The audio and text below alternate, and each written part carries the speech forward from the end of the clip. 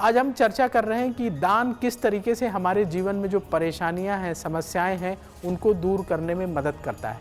पंडित जी, बहुत सारे लोग ये जानना चाहते हैं कि मेटल, धातु का दान करने से क्या लाभ होता है। कोई चांदी का दान करना चाहता है, कोई तांबे के बर्तन, पीतल के बर्तन दान करते हैं, तो इससे क्या लाभ होता है? अनाज के दान के बाद जिस चीज़ का दान सबसे ज़्यादा होता है वो मेटल का है। सोने का, चांदी का, तांबे का, पीतल का। धातुओं का दान क्यों महत्वपूर्ण है और इसे कैसे किया जाएगा? देखिए, धातुओं का दान विशेष दशाओं में किया जाता है। सामान्य स्थिति परिस्थिति में धातुओं का दान नहीं किया जाता। ये दान उसी व्यक्ति को करना चाहिए जो दान की गई चीज का उपयोग करे। आपने किसी को तांबे का लोटा दिया तो बेहतर होगा कि वो तांबे के लोटे का प्रयोग करे। सोने का दान अगर आप करते हैं तो राज्य पद की, गवर्नमेंट के पोजीशन की प्राप्ति होती है। चांदी का दान अगर आप करते हैं तो इससे रोगों से रक्षा होती है। तांबे का दान अगर आप करते हैं तो मुकदमे में विजय मिलती है और कर्ज से छुटकारा मिलता है। लोहे का अगर आप दान करते हैं, लोहे की वस्तुओं का दान करते हैं तो नौकरी की बाधाएं दूर हो जाती हैं। अगर आप लंबी बीमारी से जूझ रहे हैं या पेट के रोगों से जूझ रहे हैं तो पीतल की वस्तुओं का दान करना आपके लिए बेहतर होगा। अल्युमिनियम के बर्तन या स्टील के बर्तन दान करने से उतार चढ़ाव से मुक्ति मिलती है।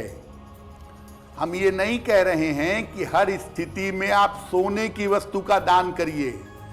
अगर आपको सोने की वस्तु का दान करने को कहा गया है तो उसके स्थान पे आप किसी भी पीली धातु का, जैसे पीतल का दान भी कर सकते हैं और उसका भी उतना ही फायदा आपको प्राप्त होगा। और सबसे ज्यादा दान होता है तांबे का, जो किया जाता है मंगल या सूर्य के लिए।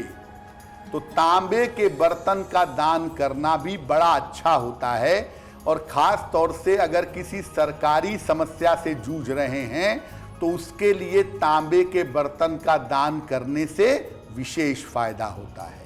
पंडित जी, आपने बड़ी अच्छी बात बताई कि धातुओं का दान करने से क्या क्या लाभ होता है। वस्त्रों के दान की भी बड़ी प्राचीन परंपरा है। बिल्कुल। तो वस्त्रों का दान करने से क्या लाभ होता है? हमारे शास्त्रों में अलग अलग ऋतुओं में अलग अलग तरह के वस्त्रों के दान की बात की गई है। जैसे सर्दियों में कहा जाता है कि हेमंत के महीने में, शिशिर के महीने में आप मोटे वस्त्र का या कंबल का दान करिए। तो वस्त्रों का दान करना भी बड़ा शुभ माना जाता है, बड़ा अच्छा माना जाता है। देखिए, वस्त्रों का अगर आप दान करते हैं तो इससे आपकी आर्थिक स्थिति हमेशा उत्तम रहती है।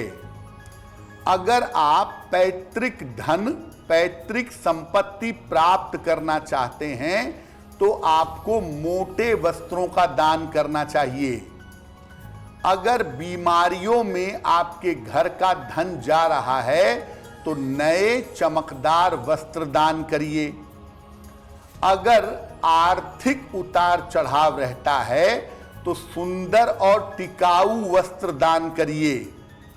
वस्त्रों के बारे में एक बात समझिए कि आप स्वयं पहनते हैं शानदार क्वालिटी के कपड़े और आप दान करते हैं घटिया क्वालिटी के कपड़े, तो ऐसा दान करने से कोई फायदा नहीं है। यानी दान जब भी किसी वस्तु का करें, अच्छे क्वालिटी की, अच्छे प्रकार की वस्तु का दान करेंगे तो आपके लिए बेहतर होगा। आज हम चर्चा कर रहे हैं कि दान किस तरीके से आपके जीवन की परेशानियों को दूर कर सकता है। पंडित जी, आपने बताया अनाज का दान कर लें, धातु का दान कर लें, वस्त्रों का दान कर लें। इसके अलावा और कौन सी चीज़ों का दान किया जा सकता है? अनाज, धातु, वस्त्र के अलावा भी बहुत सारी चीजें हैं जिनका दान करने की परंपरा पाई जाती है। और कौन से दान हो सकते हैं? अन्न, वस्त्र और धातुओं के अलावा बहुत सारी चीजों का और भी दान होता है, जैसे सेवा का दान। आपने किसी की सेवा की, किसी की सहायता की, उसका दान है। विद्या का दान है। शरीर की चीजों का दान, नेत्र दान, अंग दान, ये भी है।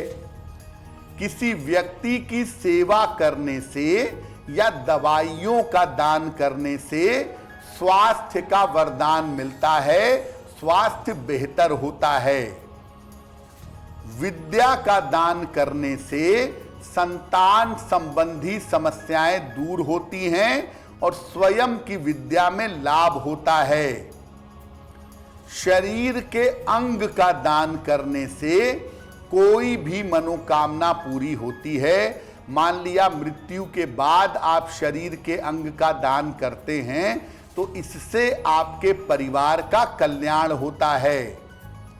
रक्त दान करने से हर प्रकार की दुर्घटना और शल्य चिकित्सा से रक्षा होती है। अगर आपकी कुंडली में दुर्घटना के प्रबल योग बने हों या ऑपरेशन के प्रबल योग बने हों और आप ब्लड डोनेट कर दें, रक्त का दान कर दें, तो आप दुर्घटनाओं से और ऑपरेशन के योगों से बच जाएंगे।